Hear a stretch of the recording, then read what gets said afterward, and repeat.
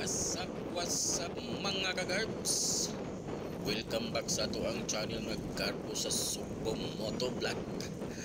O karon adlang Domingo, petsa 27 sa bulan sa Hulyo. Mga kagarbs, kupanin ko ninyo mag-rides ta diri sa may SRP. Ato ning tan-aw mga kagarbs unsa kanindot diri sa SRP kung mag-ride ta diri gabi. Lantawa dia mga kagarbs, kita kayo din na ang is in seaside.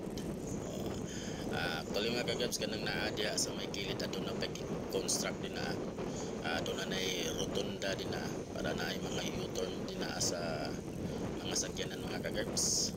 Tanawa dia ang is in seaside mga kagarbs. Pirting nindot ang mag-rides diri o gabi mga kagarbs. Ug makita pasad nimo din na ang CCLEX. Okay mga kagarbs, mao na din na ang CCLEX. Makita na nimo din na ang CCLEX nga mao'y kakonekta diri sa Cebu City ug sa Cordoba.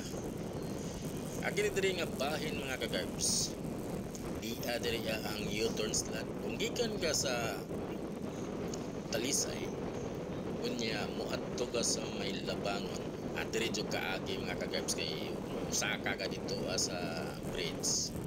Ato ka dito sa may carbon, layo na kay ka.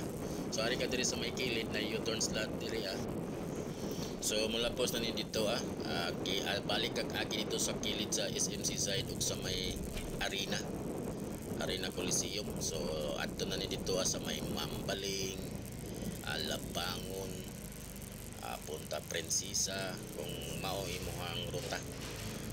Diri ka mag U-turn slot ilalom sa tulay mga kagarbs. Okay, sa wa pa makasubscribe sa ato ang channel nga Garbo sa Subong Motovlog, pa-subscribe naman dia mga kagarbs. Shout out sa ato ang amigo din na si Sep G Mix TV. Pa-subscribe naman po dia sa ato ang amigo nga si Sep G Mix TV. Salamat idol.